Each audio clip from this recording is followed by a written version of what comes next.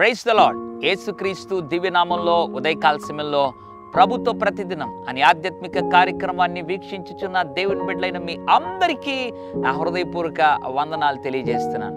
ఈ లోకంలో జీవిస్తున్న మన జీవితం పట్ల అనేకులకు వివిధ రకములైనటువంటి ఆలోచనలు ఉంటాయి.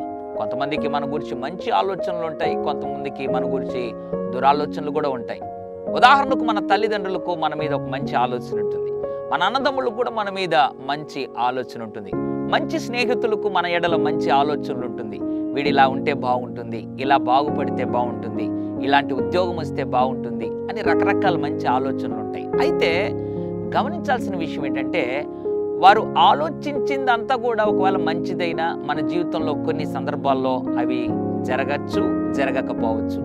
అయితే ఒక అద్భుతమైనటువంటి విషయం ఏంటంటే, దేవునికి కూడా నీ మీద నా మీద ఓ మంచి ఆలోచన ఉంది. ఈ ఆలోచన ఎటువంటిదో దేవుడి ఉదయకాల సమయంలో జ్ఞాపకం చేయాలని ఆశపడుతున్నాడు. కీర్తన 33:11 యెహోవా ఆలోచన సదాకాలం నిలుచును. Praise the lord. ఎంత అద్భుతమైన మాట.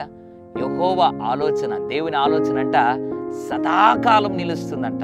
అవును, నీ ఎడల ఆయన మంచి ఆలోచన కలిగి ఉన్నాడు.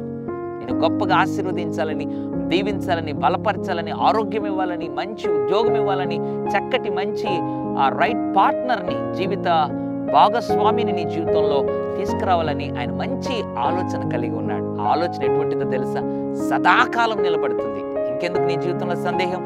ఉదయకాల సమయంలో వాక్యం వింటున్న ఈ సమయంలోనే, ప్రభువా నా ఎడలను ఒక మంచి ఆలోచన కలిగి ఉన్నందుకు స్తోత్రం, అది సదాకాలము నా జీవితంలో అది నిలబడుతుంది, నా బ్రతుకులో అది నెరవేరుతుంది అని నమ్మినట్లయితే నిశ్చయముగా ఆయన ఆలోచనలు నీ జీవితంలో కార్యాలు చేయడం మాత్రం కాకుండా ఆయన ఆలోచనలు నీ జీవితాన్ని స్థిరపరుస్తాయి. పరిశుద్ధుడా, ప్రేమగల తండ్రి, నీకు వందనాలు.